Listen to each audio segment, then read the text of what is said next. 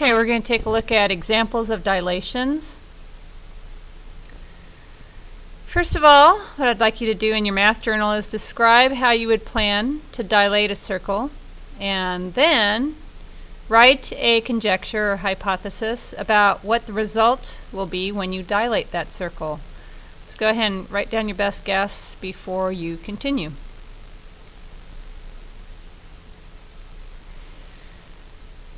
You're going to use that to collaborate with your partner, and you're going to share your plans and conjectures with your table after you have that.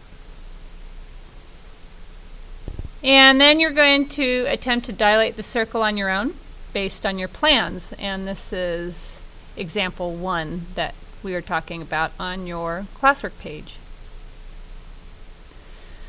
So here is the example 1. You have a circle on a coordinate plane. We want to know how many points will we need to dilate in order to develop an image of circle A from center O at the origin of the graph with a scale factor of r equals 3. So will 3 points be enough in this case? They picked 3 points that are on the circle, dilated them, and what do you think? Is that going to be enough to recreate the circle? Well, with just 3 points, the image is going to look more like a triangle, so that's probably not enough. What if we add another point? What do you think now? Well, it actually looks like we're going to have a quadrilateral instead of a circle. What if we dilate 5 points, 6 points, or 10 points? Do you think that's going to be enough to get the idea that we're dilating a circle? And you should have said something like, the more points that are dilated, the more the image is going to start looking like a circle. So depending on which points you dilate, I think if you just roughly count this up, there's probably about 15 or so points. You're going to start to notice that the shape of the dilated image is now going to be a circle. Dilations map circles to circles, so it's important that when we dilate a circle, we choose our points carefully. So then where you pick the points is just as important as how many you pick. We would have an image that looked like a circle would we have an image that looked like a circle if all the points were dilated, are located in just one part of the circle? For example, what if all of the points were located on just the top half? Would the dilated points produce the image of a circle? And the answer is yeah, they probably would start producing the image of the top half of the circle. What if we pick the lower half of the circle? Well, the answer to that is yeah. Of course, it's going to start looking like the lower half of a circle.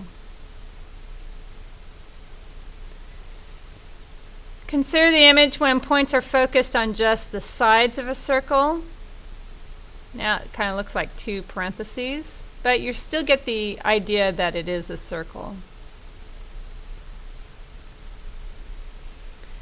So images are not good enough to truly show that the original figure was a circle. What does that mean for the points we select to dilate when we have a curved figure? Well, it means that we should select points on all parts of the curve, not just focused in one area. So the number of points to dilate that is enough is as many as are needed to produce a dilated image that looks like the original. For curved figures like the circle, the more points you dilate, the better. The location of the points you choose to dilate is also important. So before you do exercise 1 and 2 in your packet, go ahead and make another conjecture in your math journal about what figure will result when we dilate an ellipse. Develop a plan for how you're going to perform the dilation, then dilate the ellipse on the coordinate plane. And that is in your packet. So once you've done that, go ahead and continue the video to check your answer. So you should have something that looks like this. They dilated 2, 4, 6, about 10 points. So it kind of gives you the idea that this is a ellipse or an ellipse. And notice how the points are kind of spread out amongst the whole circle. Make sure that when you draw the guidelines here, it's going to look a little on the messy side, but at least you are using the technique to make sure that your dilation is as precise as possible. And to answer number 2, what shape was the dilated image? Well, you should have written down that it's an ellipse because dilations map ellipses to ellipses. All right, for the rest of these examples, you're going to copy them either on another sheet of paper or in your math journal, because these are not in your packet. So in the picture below, we have a triangle ABC that has been dilated from center O by scale factor of r equals 1/3. It is noted by A prime, B prime, C prime. So sketch that in your math journal or paper before you proceed.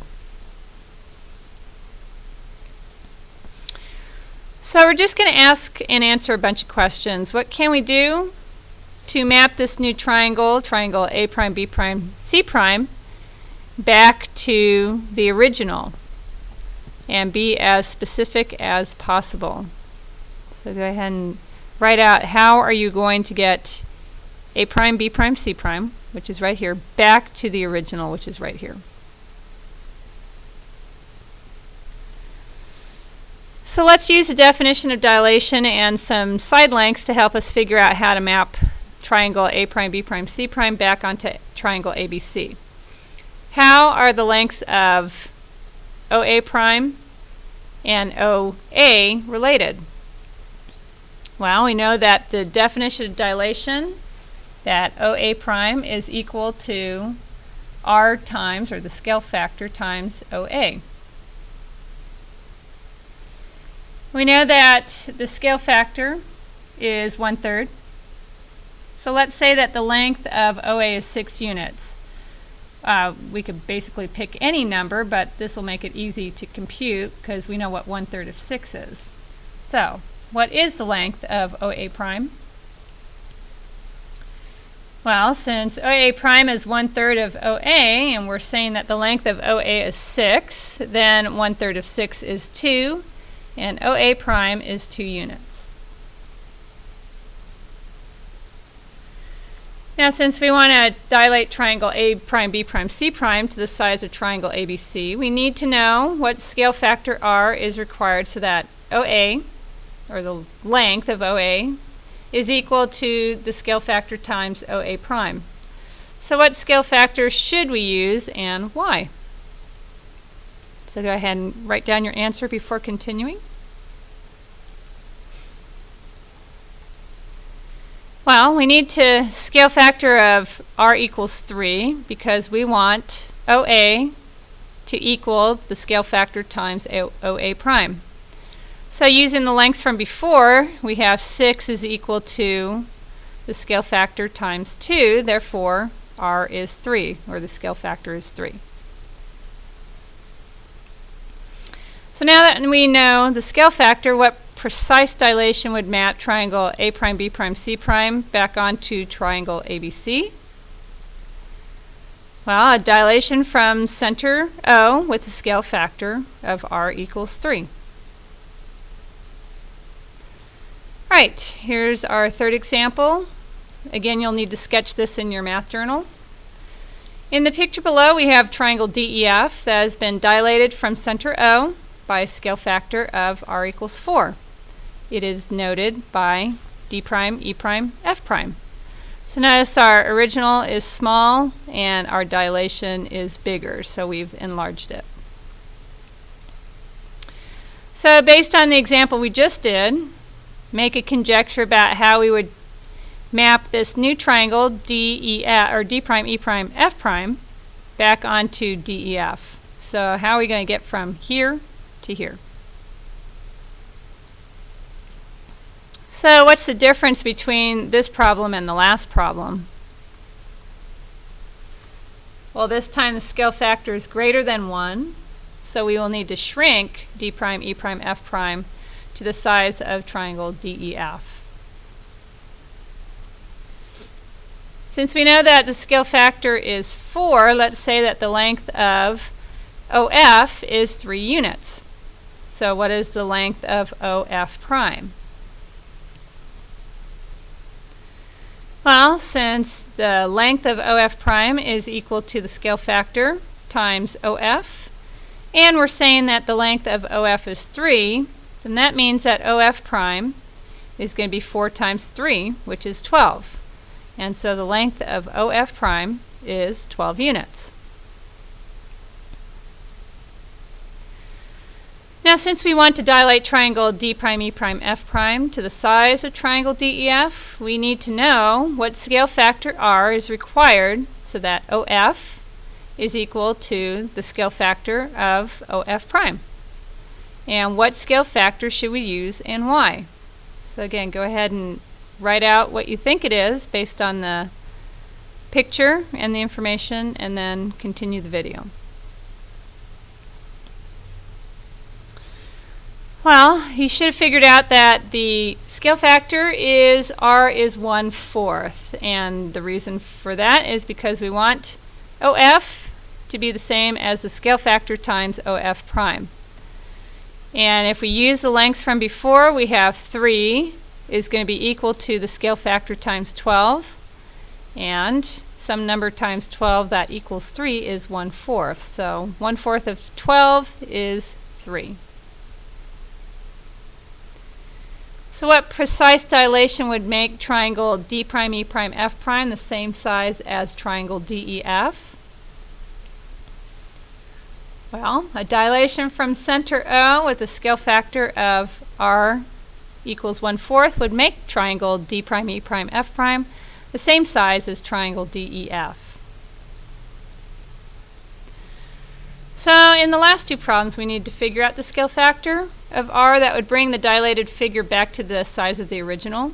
In the one case, the figure was dilated by a scale of R equals 1/3. And to take the dilated figure back to the original size, we need to magnify it by a scale factor of R equals 3.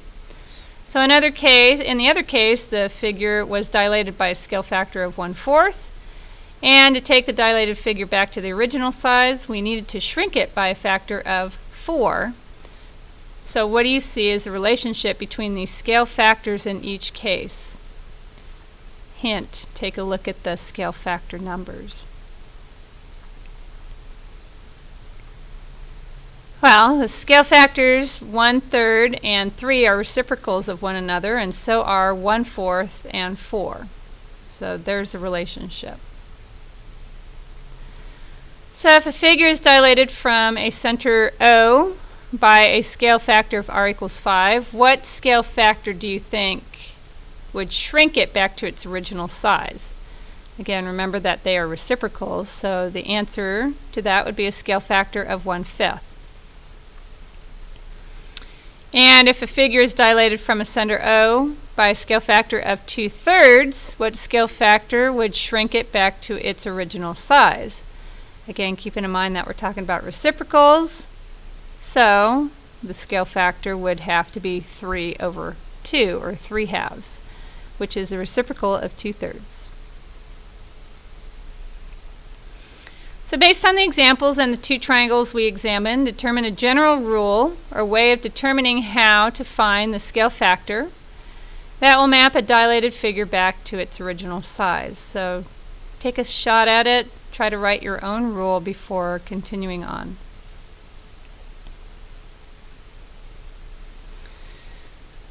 Well, to shrink or magnify a dilated figure from center O with a scale factor of R back to its original size, you must dilate the figure by a scale factor of 1/R. So again, using our symbol of R to represent our scale factor. If our scale factor is R, then the reciprocal of R is 1/R. Or vice versa. If you say the scale factor is 1/R, then the reciprocal would be R. So now go ahead and do exercise 3. Make sure you describe the sequences that map one figure onto the other. And then when you are done with exercise 3, go ahead and continue the video to check your work. And here is what you should have. So you would have labeled the measurements for OA and OB and OC, making sure that you show the work for each one of those. And the dilated measurements were 2, 1.3, and 1.5. Alright, so to wrap up, we know that to dilate curved figures we need to use a lot of points spread throughout the figure. Therefore, we focused on the curves to produce a good image of the original figure. Hence the reason why we used a circle for that example. We know that if a figure is dilated by a scale factor of r, to bring the dilated figure back to the original size, we must dilate it by a scale factor of 1 over r.